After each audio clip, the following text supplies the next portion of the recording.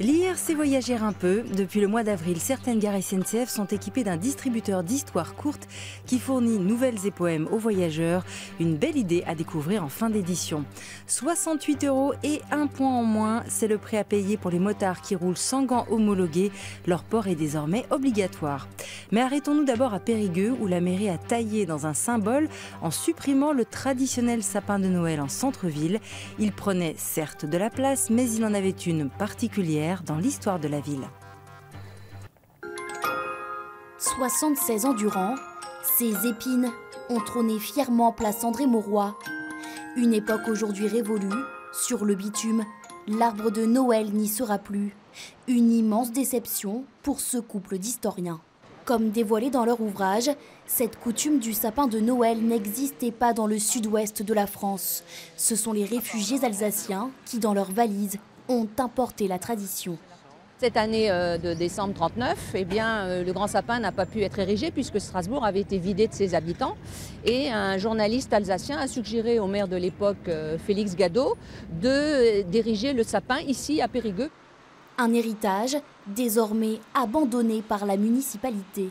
On ne connaissait pas l'histoire de ce sapin. Lorsqu'on a travaillé les aménagements de la place André-Mauroy en concertation avec les riverains, personne n'a évoqué l'histoire du sapin. Un arbre aujourd'hui aux oubliettes. Raison évoquée, le renforcement de la sécurité mais aussi de l'attractivité commerciale du marché de Noël. Mais un Père Noël sans son immense sapin, c'est à se demander où seront déposés les cadeaux des Périgourdins.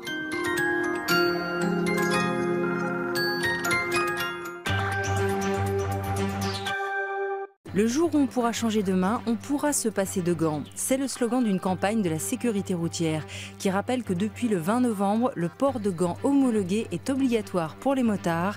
Sur les routes, les contrôles ont commencé. Le décret d'application est entré en vigueur depuis dimanche dernier. Les premiers contrôles de police aussi. Désormais, tous les utilisateurs de deux roues ou de tricycles à moteur ainsi que leurs passagers doivent rouler avec des gants aux normes de sécurité.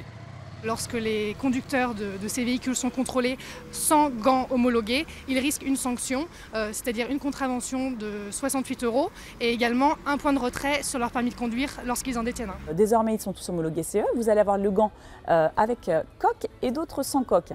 Cette nouvelle loi n'a pas bénéficié d'une grosse publicité. Du coup, beaucoup de motards se pressent chez les équipementiers depuis le week-end dernier pour acquérir des gants ornés de ces deux précieux logos, CE et Moto, les seuls désormais autorisés. Ça a été franchement anticipé par certains fournisseurs, pas sur tous.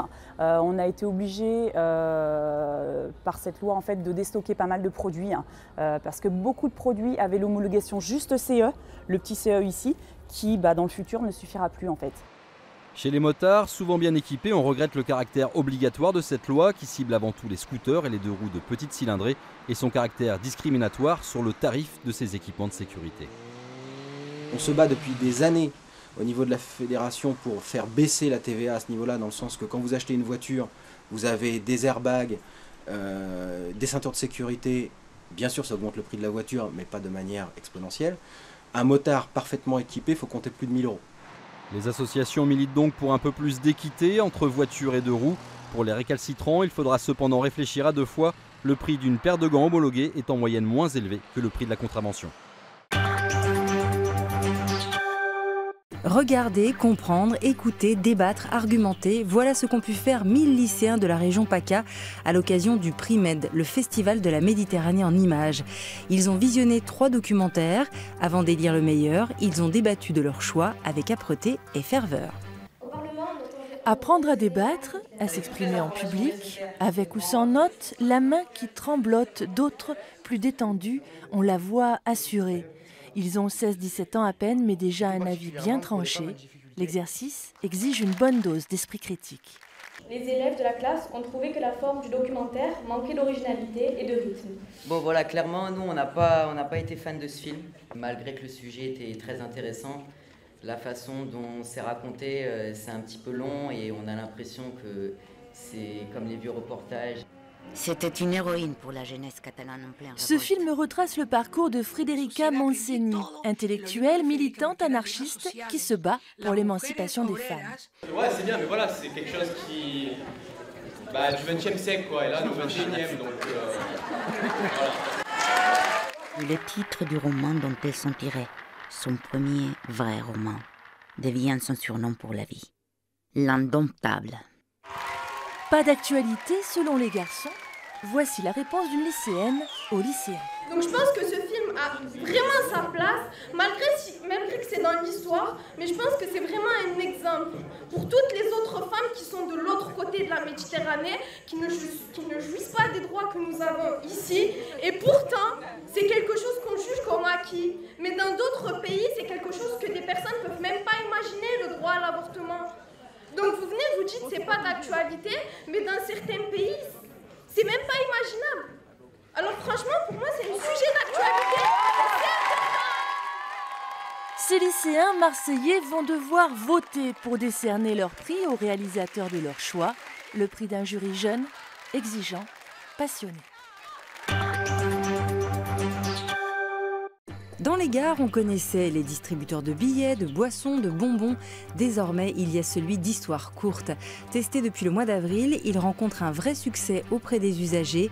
Une initiative qui nous rappelle que lire, c'est déjà voyager un peu. Pour passer le temps en gare de Brive, il y a la musique, le téléphone portable et maintenant cette drôle de borne.